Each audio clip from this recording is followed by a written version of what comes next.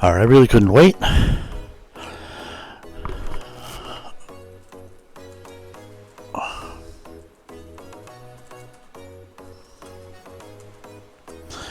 To start with chapter 3. So, here I am.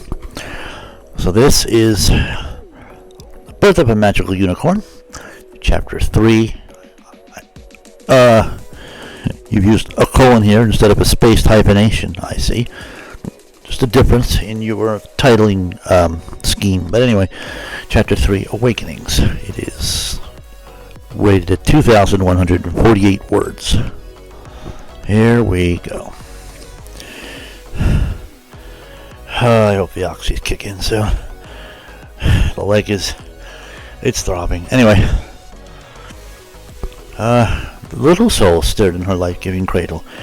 Everything around her burned in a magical fire. The energy swept through her, igniting her soul from within. She could feel the violent rage and pain of her mother. The protective thoughts and feelings of her mother burned through her, igniting her soul and stirring within her such intense, all-consuming, burning feelings of love and protection for her mother and all who were dear to her. Her little unformed eyes burned white with the magic of shared love as her world and soul were transformed by the consuming magic within her. In a tiny burst of light, her soul ignited in love. A universe away, a lonely little soul woke to a burning presence within her. A familiar voice called out to her, stirring her soul in surpassing wonder and delight as she leapt with joy at the voice and presence within her. Awaken, my dearest sister. Never again shall we be parted. The time has come for us to be truly united. One soul's essence, one heart across infinities. Two hearts united under a single destiny.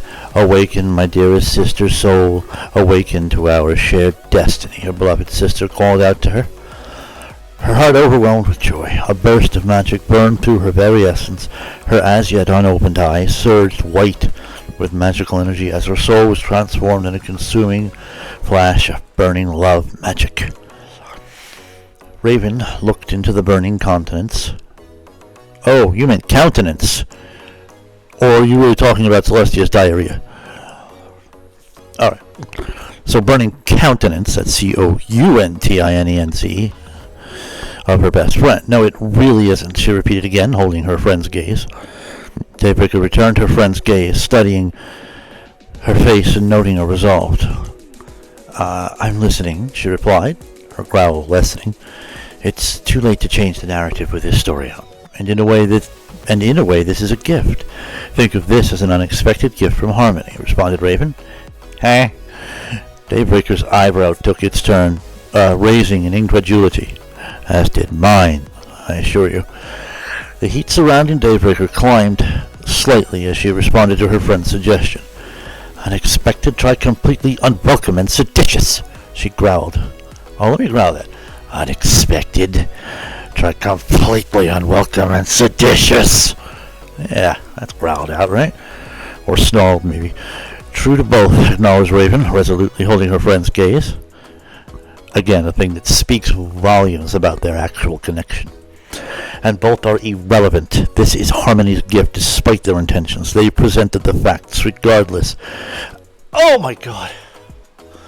Regardless of the brazenly inappropriate. You can see there's a typo here, right? This word, and I'll read it correctly because it should be, but inappropriate way they framed them. We don't even need to acknowledge their lack of tact, or even, I think you meant, I'm going to have to say here, tact. Tact has a completely different meaning, especially in equestrian stuff. That refers to the harnesses and stuff that goes on the horses. But tact, T-A-C-T, is more the ethics of the presentation, or even their existence. We release the facts framed as Harmony intended, and they can bask in the backlash of their own stupidity as they reap the rewards of their own brashness. I'm going to pretend I understood her. And that's not because it's badly written. It's not. It's a little hazy for me right now. There will always be dregs that bask in the swill offered by that rag, that abomination against freedom of expression that is the Canterclop blight They are not our ponies. Our ponies are the ones that care, that seek and follow Harmony's precepts. They need and want to hear what their princess has to say. To these, your faithful and attentive little ponies, you will speak the simple truths, the bare facts of this blessed event and your intentions. They will hear the truth of your words, and your detractors will be covered in their own shame. Oh, beautifully spoken. I love it. And I like how wholesome that became for such a politically driven kind of dramatic turn. It still feels wholesome in the way that Raven presents it, you know? Daybreaker nodded, following the wisdom of her dear friend's advice. Let me do what the scroll suggested. Raven continued. I will leave and announce an immediate press conference. You will calm yourself, get some food and caffeine in you, clean up, then join me in the press room, where I will introduce you and you will explain clearly and without embellishment the facts of your heir and your intentions for her upbringing. We will adjourn them without questions, and this madness will fade behind us as we move forward towards your life with the gift of your new foal. I hope that works, but I don't know, man. The public are a bit finicky. Her heat and rage fading, Celestia's countenance, good, the word is correct there, once again restored, she nodded at her friend's wisdom. That should be, this friend's here should be possessive, so there should be an apostrophe. Raven hugged her, whispering into her ear as she parted, It's going to be all right, you'll see. Trust in Harmony. She will never steer us wrong or betray us. Releasing her friend from her embrace, she refilled her tea, draining the cup, then quickly made short work of the stack of pancakes that had been set out for her. With a final draught of the caffeine-fortified tea, she left for a quick stop by the royal apartments to freshen up and join her friends for the belated but not too late conference with her little ponies. I think I said friends when I meant to say friend. News traveled fast. Raven sat in one of the two presenter seats behind the, I don't know if that should be possessive, plural or singular, but I'm fairly certain it should be possessive in some kind of way. Seats behind the conference, I hate this, FinPix interface sometimes. This word here, presenters, it should be, I don't know if it's possessive singular or plural in this context, but it does feel like it should be possessive in some way or another. Anyway, seats behind the conference podium. She watched with feigned disinterest as the room quickly filled. It was apparent this would be a record turnout, quite as she expected given the scuttlebutt. Is that one or two words from this morning's news cycle? Hold on.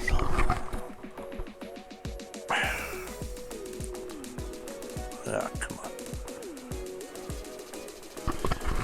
So, for your reference, it is one word from this morning's news cycle. Soon the seats were full, ponies lining the walls who arrived too late to claim a seat in the already overpacked hall. Raven permitted herself a small smirk of satisfaction as she surveyed the noisy and crowded hall. The conversation dropped suddenly as the doors at the head of the hall opened in a magical glow, their princess herself trotting calmly in full regalia serenely to the front hall.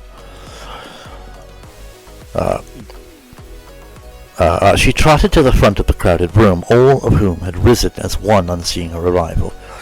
Please be seated. We will begin shortly after allowing another minute for any stragglers to arrive, informed the princess. Turning to her friend, taking the remaining seat, she smiled at her friend. Quite a turnout, wouldn't you agree? She asked Raven pleasantly. Sweet Harmony, but I love watching you work, quipped her friend with a smirk. I learned from the best, returned Celestia with a pleasant grin. So did I, returned Raven with one of her own. And I have amazing friends to keep me honest, Celestia smiled. Yes, you do, agreed Raven with a smirk. As do I. Yes, you do, smiled Celestia back. Yes, I do, returned Raven with a gentle smile for her friend. The two waited, looking over the hall as the remaining seconds for the conference began. Let me try that again. Looking over the hall as the remaining seconds for the conference to begin ran out. There we go. I will just say that this little section up above here is written such that it's a not only a will they or won't they moment, but a get it over with moment. Just one of those driving fans such as myself to want to see, well, first of all, to ship them. Second of all, to see that happen in canon. A few latecomers took their places along the less packed sections of the hall's wall as the final seconds passed. With a nod to the guards at the main hall doors, the main entrance was closed and warded as Raven stood and approached the podium. The noise died completely as all eyes turned to the front of the room. Raven began. Good afternoon, every pony, and distinguished visitors. Should every pony... I'm nitpicking a lot, but should every pony be one word, like everybody or everyone is? Welcome to this evening's briefing. As I suspect we all know, or at least suspect why we are all here, I will curb my remarks and move us on to the purpose of this meeting. Without further ado, please stand for our regent, Her Sublime Eminence, Princess Celestia... I just said that stupidly. Celestia Solaris. Every pony and creature in the hall rose as Raven backed from the podium and stood before her seat as Princess Celestia took the podium. Celestia looked out over the sea of ponies and others standing. I believe you meant standing, but you have here others standing. So you have a collective of carpenters at this press conference standing before her, satisfied. Oh no, I'm sorry. Yes, no, yes. Oh, satisfied. Just the oxys are kicking in. She cleared her throat and addressed the crowd before her. My little ponies and other distinguished guests, thank you for coming here on such short notice. As many of you have been made aware, an unprecedented opportunity has been handed to me by Harmony herself. Yesterday it became common knowledge that, for the first time in my long and illustrious lifetime... Really building herself up there, huh? Harmony has seen fit to bestow upon me the joys and burdens of the office of motherhood. My illustrious medical staff. That's an interesting word to choose for medical staff. It's that it generally it denotes a wealthy quality of something. It seems more of a status kind of a word than it would serve to illustrate the quality of the medical staff. But anyway, my illustrious medical staff have confirmed this fact and assure me the beloved and cherished foal growing within me is healthy and well, growing as expected towards the day when we will all greet them when they join us in this life and realm. At this, a subdued but excited chatter rumbled through the room as the confirmation of the expected news settled over them. Celestia gave them their excited moment as she serenely surveyed the room with a smile. When the rumble had settled and eyes had returned to her, she prepared to resume her announcement. An excited voice called out from behind the front row, "Who's the father?" The room dropped deathly silent as all eyes turned towards her. Without missing a beat, Celestia continued, "I'm sorry, but there will be no questions at this time. However, as I am aware there has been much discussion and speculation on this topic, I will confirm that Harmony itself is the foal's father," continued Celestia smoothly, even though you just referred to Harmony with the feminine pronouns. Just being silly, not any sort of commentary on the actual usage of pronouns. Does this mean the foal is a stallion? You keep saying foal, not filly. The question rang out over the now resumed rumble. Oh, way to pay attention to the no questions at this time part. We've never had a stallion rule us. Does this mean your heir is a stallion? Will we be ruled by a prince? Called out Omea's voice in near panic. I will say, this is very brilliantly done. Celestia gently rolled her eyes as the rumble rose in response to the near-panicked question. Giving a moment for the response to die down, she was slightly disappointed as the noise grew. Another voice called out urgently, voicing the concerns of many. So it's true! This foal is really a virgin birth! The voice rang out from the midst of the room. Celestia gently rubbed her face as she shut her eyes in silent frustration. Her little ponies really were still prone to panic. Before any further bedlam could break loose, she raised her voice, loudly clearing her throat. Excuse me, every pony. And I still question whether or not that should be a single word. Order, please, she commanded gently but loudly over the ensuing chatter. The noise quickly diminished as once again all eyes returned to her. Again, let me please remind every pony, there are no questions at this time. there are to be, or there are no questions at this time? Is it there are to be no questions at this time, or there are no questions at this time? I'm just pointing out that there's a confusing mistake here. In the interest of clarity, I will comment that my use of the word full was not meant. You're forgetting the opening quote for this. You might not close quote the previous paragraph, but you do need the opening quote for this one. In the interest of clarity, I will comment that my use of the word foal was not meant to imply anything about my foal's gender. I have not attempted to determine or dictate to Harmony the gender of my foal. She smirked as a smattering of laughter echoed through the hall at her gentle but pointed joke. Letting the laughter die down, she continued. Indeed, Harmony itself fortend, I would presume so much. Fortend or forfend? She smiled. Another small moment of laughter followed. And as for my foal being of virginal birth, Celestia smirked, I'm fairly certain every pony in this hall has at least a rudimentary understanding of how little ponies are made. This comment, laughter echoed through the hall, though she suspected much of it was in relief. Though any pony unsure of the process is welcome to audit any of our fine school's classes on the subject. I'm sure the little fillies and foals would be delighted to help explain it to you, she japed. Gentle laughter echoed through the hall at the friendly jibe. Ooh. I'm always, they say it in the show too, but fillies and foals just feels incorrect. Wouldn't it be fillies and colts? As I said, it's how they say it in the show too, but the foals is the more generic term for the younger ponies. Well, anyway, when the laughter died down, she continued, Harmony itself is standing in as the father of my foal. In the interest of Harmony itself, and to avoid any further baseless, pointless, and potentially divisive speculation by those whose interests may not fully align with Harmony's intents or the interests of Equestria, the foal is considered the legal child of myself and Harmony. That is the last that will be said in the subject. I think you meant on the subject? She looked out over the hall, seeing smiles of comprehension and nods all through the hall at the wisdom of her explanation.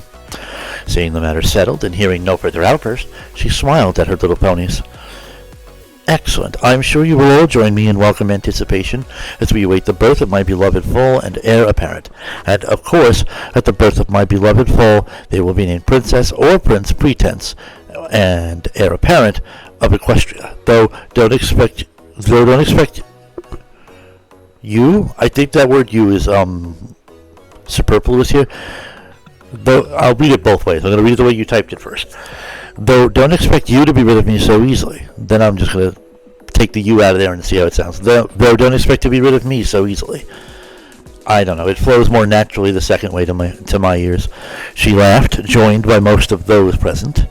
That is all at this time. Thank you for your patience and understanding. She finished with a nod to all present. She turned, headed back to the royal exit. Her faithful seneschal at her side, I have no idea if I've been pronouncing that word correctly, at her side once more as they left the chambers, the excited conversation going behind them as they exited the chamber. And that, my dear princess, is why I would gladly follow you anywhere. Raven gushed, It's an absolute honor to watch you work your magic. I assure you, my dearest friend, there was no magic whatsoever involved. She smirked at her dear friend. Yet, okay. I do have to comment on this. Dearest friend, and in the middle and then right here at the end of the sentence, it feels a little repetitive now. And I know it's a delicate balancing act between this and then Lavender Unicorn Syndrome, but I don't know. It's not harmful or anything. Oh, but since, by the way, this particular pronoun followed a comma in that close quote, it should be lowercase. Okay, one minor moment of magic. I had to use a touch of the Canterlot voice to be heard over that momentary outburst of panic, admitted Celestia. And of course the magic of friendship, quipped Raven, her eyebrows once again in their customary places.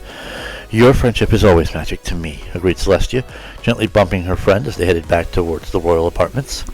Likewise, dear friend, agreed Raven, returning the gesture with a gentle bump of her own. Together the two entered Celestia's chambers to plan their next moves. Take that, Canterclop Blight, Celestia laughed as she closed her apartment doors in her magic. Oh, I hope that doesn't bite her in the rump. Anyway, Author's note. More to follow, and the beloved twins haven't even been born yet. I plan on releasing the rest of the story at about a chapter a week. Maybe more if I can get the time. The story will be bouncing a bit between the realms of EQG and Equestria. Alright then. I certainly hope that you achieve a good, healthy balance. And I hope to see a better illustration of the dynamic between Miss Parker and the Chief. I've been thinking about it. I honestly didn't get a very good feel for, other than the most superficial terms, why exactly she was taken with him. There wasn't really anything that covered it, other than that he happened to show up at her apartment, and he was a little, I don't know if he felt pushy or arrogant in his presentation, but it was like he was sure that he was a sure thing or anything like that. He was courteous. He was respectful for the most part. I don't know how. I'll have to think a little more on it before I try to go into more words, I guess. But this is a very good story so far. I honestly have absolutely no idea how you're achieving a nearly 50% like to dislike ratio on 78 videos. I mean, views, but I just gotta say again, I chalk it up to some folks just don't have any taste. I mean, if you don't like the story, so be it. Don't read it. I personally don't understand the purpose of a dislike button on a story. I get it on comments. I absolutely understand it on comments. I don't on stories or creative works exactly. Maybe some stuff can cause offense. I cannot imagine how this would, though. Not with this author and their particular desperation to avoid causing offense. So, this is a good story. I am personally enjoying it. I can't wait to see further chapters unfolding. Signing off.